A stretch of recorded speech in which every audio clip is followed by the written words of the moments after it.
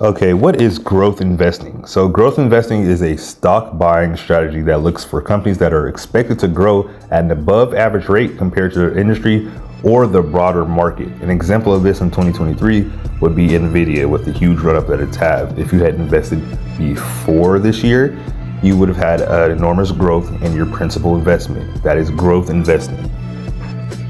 So how can you find these high growth companies? So unlike value investing, there's not a hard number of formula to judge these companies by. However, there are some things to look out for, such as profit margins, returns on equity, and share price performance. Growth investors will typically look for these opportunities in rapidly expanding industries or even entire markets where new technologies and services are being developed. And so you can look into these areas to invest before they blow up and expect a substantial gain. Now, you may be asking yourself, should you value invest? Should you growth invest? It depends, of course, on everything. Does it suit your timeline? Does it suit your budget? Can you reliably accomplish it? And does it interest you?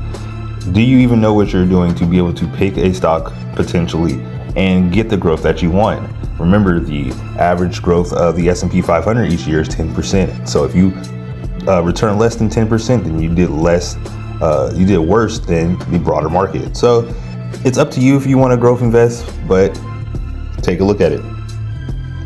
Okay, let's take some look at some pros and cons of growth investing. So of course the pros are growth investing includes stocks that have the potential to provide high returns to investors. The potential of stock price movement is directly correlated with the profitability growth of the company. The higher the growth, the higher the return. The flip side of that, in growth investing approach, the fund managers concentrate on the future growth of the business and give less focus on the valuation of the stocks, like preference on the price earnings, enterprise value to EBITDA, or price to book of the stocks. But another pro is, as the returns are high, the risk to reward ratio and return on investment remains on the higher side as well, which is profitable in case of long-term growth investing. In most cases though, the focus on blue chip stalwart market leaders or various small cap or mid cap categories where the higher valuation is on the higher side, the high risk is comparative. The risk is comparatively high compared to the other conventional approaches used in investing.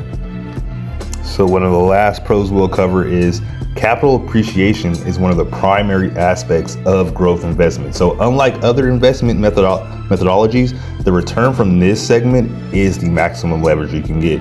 The primary focus remains on blue chip growth companies, stalwart or market leader categories, not on defensive stocks. So let's go take a look at the last few cons.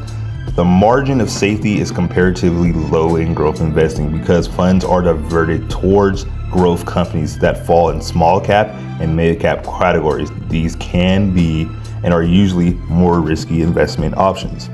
And the last one is during economic recession, this particular approach does not help retaining actual invested capital. That just means you're more apt to lose money going into a recession, like some are saying right now. So that's it for our first free lesson on growth investing. Look into it more, take some thought into it if this is for you or not, but this is just one of the investment techniques that we're going to teach, one out of the 6. Like, share, and subscribe to Black Sand Capital.